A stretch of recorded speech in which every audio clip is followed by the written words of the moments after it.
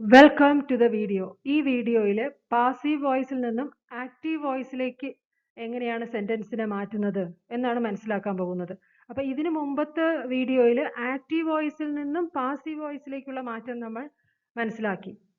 അപ്പോൾ ഈ പാസീവ് വോയിസിൽ നിന്നും ആക്റ്റീവ് വോയിസിലേക്ക് തിരിച്ച് എന്ത് റൂൾസ് ആണ് ഫോളോ ചെയ്യേണ്ടത് എന്നുള്ളത് മനസ്സിലാക്കാം. While changing passive voice into active voice, we must keep in mind that all the rules for changing the active to passive are to be followed in the reverse order. അപ്പോൾ active വോയിസിൽ നിന്ന് passive വോയിസിലേക്ക് മാറ്റുമ്പോൾ എന്താണോ ചെയ്തിരുന്നത് ആ റൂൾസിനെയൊക്കെ reverse ഓർഡറിൽ ചെയ്താൽ നിങ്ങൾക്ക് passive വോയിസിൽ നിന്ന് വീണ്ടും ആക്റ്റീവ് വോയിസിലേക്ക് ആ സെന്റൻസിനെ മാറ്റാൻ പറ്റും. പക്ഷേ നിങ്ങൾ പാസീവ് വോയിസിൽ നിന്ന് ആക്റ്റീവ് വോയിസിലേക്കുള്ള ഈ റൂൾസും കൂടി നല്ല രീതിയിൽ മനസ്സിലാക്കുകയും സെന്റൻസുകൾ ചേഞ്ച് ചെയ്ത് മനസ്സിലാക്കുകയും ചെയ്താൽ you can find the correct answer within seconds എന്നുള്ള ലെവലിലേക്ക് എത്താൻ പറ്റും. ഇല്ല, എനിക്ക് ആക്റ്റീവ് വോയിസിൽ നിന്നും പാസീവ് വോയിസിലേക്ക് മാറ്റുന്നത് അറിയാം, അതുകൊണ്ട് തന്നെ തിരിച്ച് ചെയ്താൽ പോരെ എന്നുള്ളതല്ല, ഇതും മനസ്സിലാക്കുക. അപ്പോൾ വിത്തിൻ സെക്കൻഡ്സ് എന്നുള്ളതിന് പ്രാധാന്യം, വളരെ കുറച്ച് സമയം കൊണ്ട് ആൻസർ കണ്ടെത്തണം എന്നുള്ളത്. അപ്പോൾ ആ ലെവലിൽ എത്തണമെങ്കിൽ പാസീവ് ടു ആക്റ്റീവ് വോയിസും നല്ല രീതിയിൽ മനസ്സിലാക്കുക.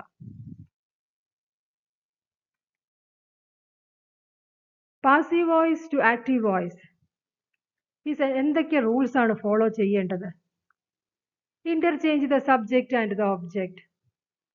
കാരണം നമ്മൾ ആക്റ്റീവ് വോയിസിൽ നിന്ന് പാസീവ് വോയിസിലേക്ക് മാറ്റുമ്പോൾ ഈ സബ്ജക്റ്റും ഒബ്ജക്റ്റിനും ഒക്കെ ഇന്റർചേഞ്ച് ചെയ്തിട്ടുണ്ട്.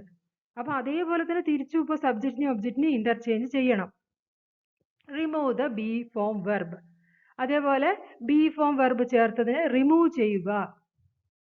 Change the past participle form of verb into the tense of the given sentence. Passive വോയിസിൽ എപ്പോഴും മെയിൻ വെർബിന്റെ പാസ്റ്റ് പാർട്ടിസിപ്പിൾ ഫോം ആയിരിക്കും ഉണ്ടാവുക. അതുകൊണ്ട് തന്നെ അതിനെ മാറ്റിക്കൊണ്ട് അത് ആ ഗിവൺ സെന്റൻസ് ഏത് ടെൻസിലാണോ അതിലേക്ക് മാറ്റുക മെയിൻ വെർബിനെ. Remove by. മെയിൻ വെർബിന് ശേഷമുള്ള ബൈ എന്നുള്ള ഉപയോഗിച്ചുകൊണ്ടുള്ള ആ ഒരു ഫ്രേസിനെ ബൈ റിമൂവ് ചെയ്യുക. Change the pronouns accordingly. പ്രൊനൗൺസിലുള്ള മാറ്റങ്ങളും അതിനനുസരിച്ച് ചെയ്യുക. ഇത്രയും റൂൾസ് നിങ്ങൾ നല്ല രീതിയിൽ മനസ്സിലാക്കുക പാസീവ് ടു ആക്റ്റീവ് വോയിസിലേക്ക്.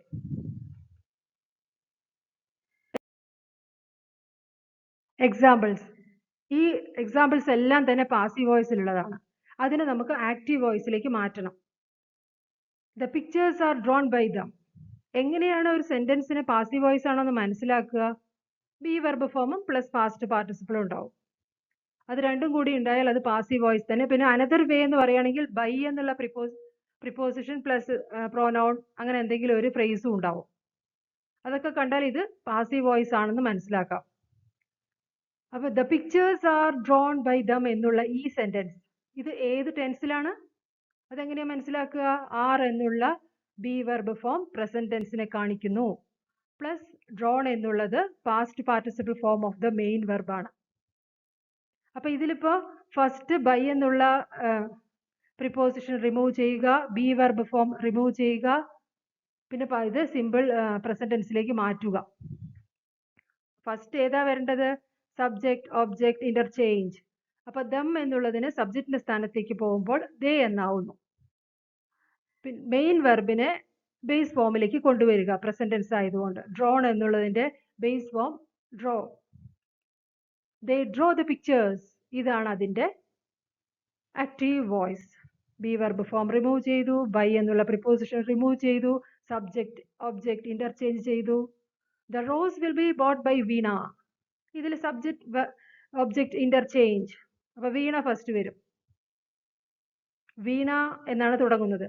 ഇനി ബൈ എന്നുള്ള പ്രിപ്പോസിഷൻ റിമൂവ് ചെയ്യണം, ബി എന്നുള്ള ബി വെർബ് ഫോം റിമൂവ് ചെയ്യണം, മെയിൻ വെർബിനെ ബേസ് ഫോമിലേക്കാണ് കൊണ്ടുവരേണ്ടത്. ഈ സെന്റൻസ് ഫ്യൂച്ചർ ടെൻസിലുള്ളതാണ്, simple future tense.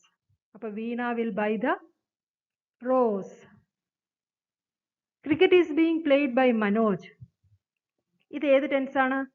Is being played എന്ന് കണ്ടാൽ ഇത് പ്രസന്റ് കണ്ടിന്യൂസ് ടെൻസിലുള്ള ഒരു സെന്റൻസ് ആണെന്ന് മനസ്സിലാവും. ബീയിങ് എന്ന് വരാൻ കാരണം ആക്റ്റീവ് വോയിസിൽ മെയിൻ വെർബ് ING ഫോമിലായതുകൊണ്ടാണ്. അപ്പോൾ ആക്റ്റീവ് വോയിസിലേക്ക് മാറ്റുമ്പോൾ മെയിൻ വെർബ് ING ഫോമിലായിരിക്കണം. എന്താണ് അപ്പോൾ വരിക? പ്ലേയിങ്. അപ്പോൾ മനോജിനെ ഫസ്റ്റ് കൊണ്ടുവരിക. Manoj is playing cricket. Pictures are being drawn by them. ഇതും കണ്ടിന്യൂസ് ടെൻസിലുള്ളതാണ്. ഡ്രോയിങ് എന്നുള്ളതായിരിക്കും ആക്റ്റീവ് വോയിസിൽ വരിക. കാരണം പാസീവ് വോയിസിൽ ബീയിങ് ഉണ്ട്. വേർ ബീയിങ് ഡ്രോൺ എന്നാണ് വെർബിന്റെ സ്ട്രക്ചർ. ഇപ്പൊ ഡ്രോയിങ് എന്ന് വരും. എന്താണ് സബ്ജക്റ്റിന്റെ സ്ഥാനത്ത് വരിക? അസ് എന്നുള്ളത് സബ്ജക്റ്റിന്റെ സ്ഥാനത്തേക്ക് പോകുമ്പോൾ എന്താ വരിക? We were drawing pictures. The letter had been posted by me. ഇത് ഒരു പാസ്റ്റ് പെർഫെക്റ്റ് ടെൻസിലുള്ള ഒരു സെന്റൻസ് ആണ്. ഹാഡ് ബീൻ പോസ്റ്റഡ് എന്നുള്ള വെർബിന്റെ സ്ട്രക്ചർ കണ്ടാൽ മനസ്സിലാവും. അപ്പൊ ബി വെർബിനെ മാറ്റണം, ബീനെ മാറ്റണം, ബൈ എന്നുള്ള പ്രിപ്പോസിഷന് മാറ്റണം, സബ്ജക്റ്റ് ഒബ്ജക്റ്റ് ഇന്റർചേഞ്ച്, അതുപോലെ തന്നെ മെയിൻ വെർബിനെ ടെൻസിന്റെ ഫോമിലേക്ക് മാറ്റണം. ഏതാണ് പാസ്റ്റ് പെർഫെക്റ്റില് മെയിൻ വെർബ്? പാസ്റ്റ് പാർട്ടിസിപ്പിൾ തന്നെയാണ്. അതുകൊണ്ട് ഹാഡ് പോസ്റ്റഡ് എന്ന് തന്നെ വരും. I had posted the letter. ഇതാണ് അതിന്റെ active voice. The shop had been demolished. ആ ഷോപ്പ് തകർക്കപ്പെട്ടു എന്ന് പറയുന്ന ഈ സെന്റൻസിൽ the shop had been demolished by എന്ന് ചേർത്തിട്ട് ഒരു ഫ്രേസ് ഇല്ല. പക്ഷെ നമ്മൾക്ക് ആക്റ്റീവ് വോയിസിലേക്ക് മാറ്റുമ്പോൾ സബ്ജക്റ്റ് ഒബ്ജക്റ്റ് ഇന്റർചേഞ്ച് ഉണ്ട്. അപ്പൊ ഇവിടെ എങ്ങനെയാ ഇന്റർചേഞ്ച് നടത്തുക? കാരണം ചില പാസീവ് വോയിസിൽ ഇങ്ങനെയും വരും, ബൈ ചേർത്തിട്ടുള്ള ആ ഫ്രേസ് ഉണ്ടാവില്ല. അത്ര പ്രാധാന്യം ഇല്ലാത്തത് കൊണ്ടാണ്. അപ്പൊ നമ്മൾ അതിന് സ്യൂട്ടബിൾ ആയിട്ടുള്ള ഒരു സബ്ജക്റ്റിന് ആക്റ്റീവ് വോയിസിലേക്ക് എഴുതേണ്ടി വരും. The shop had been demolished by സംവണ്ണോ. അപ്പൊ സംവൺ വെച്ച് തുടങ്ങണം. Someone had demolished the shop. അതാണ് അതിന്റെ. സംവണിന് പകരം നിങ്ങൾക്ക് എന്താണോ somebody. We come across sentences in the passive voice without subject or agent. ചില സമയം പെട്ടെന്ന് അങ്ങനെ പാസീവ് വോയിസ് സെന്റൻസുകളിൽ ഈ സബ്ജക്റ്റ് ഇല്ലാതെ അല്ലെങ്കിൽ ഏജന്റ് ഇല്ലാതെ സെന്റൻസുകൾ കാണും. അപ്പൊ അതില് you can supply the suitable subject എന്നാണ് പറയുന്നത്. In this case supply the suitable subject.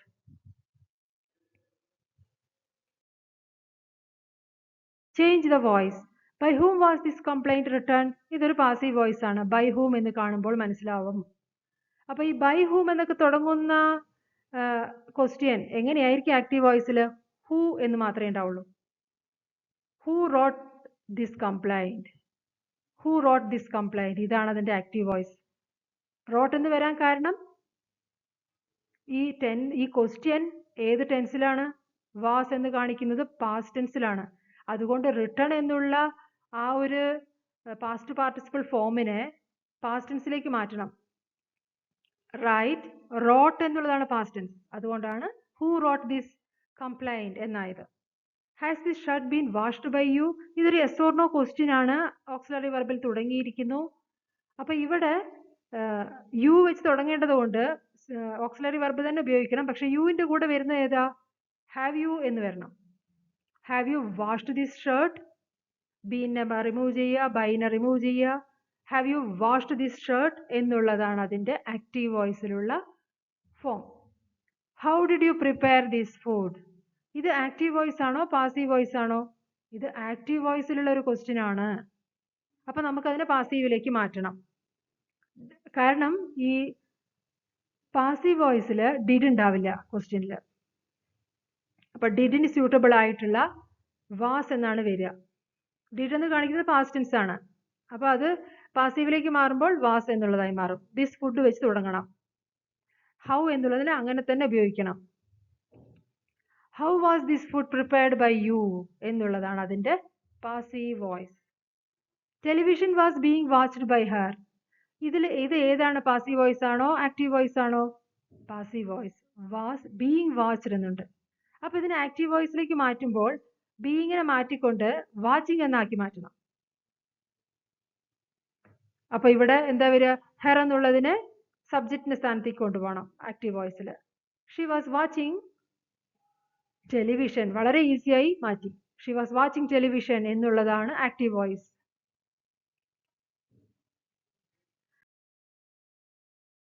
The coach train the team. ഇത് ഏത് വോയിസ് ആണ്?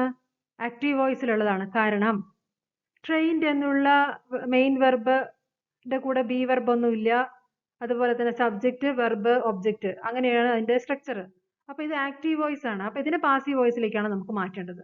അപ്പൊ എന്ത് വെച്ചിട്ട് തുടങ്ങുക? ദ ടീം വെച്ച് സ്റ്റാർട്ട് ചെയ്യണം. The team was trained by the coach എന്നുള്ളതാണ് അതിന്റെ passive voice. Don't be careless എന്നൊക്കെ പറയുന്നത് ഇംപെരാറ്റീവ് സെന്റൻസ് ആണ്. ഇംപെരാറ്റീവ് സെന്റൻസിൽ എപ്പോഴും സബ്ജക്റ്റ് എന്ന് പറയുന്നത് യു ആണ്. അപ്പൊ ഡോണ്ട് ബി കെയർലെസ് എന്നൊക്കെ പറയണമെങ്കിൽ അതൊരു ഉപദേശമാണ്. നീ കെയർലെസ് ആവരുത് എന്നൊക്കെ പറയുമ്പോൾ അപ്പൊ നമ്മൾ ഇവിടെ എങ്ങനെയാ അതിനെ പാസീവ് വോയിസിലേക്ക് മാറ്റുക? You are advised not to be careless.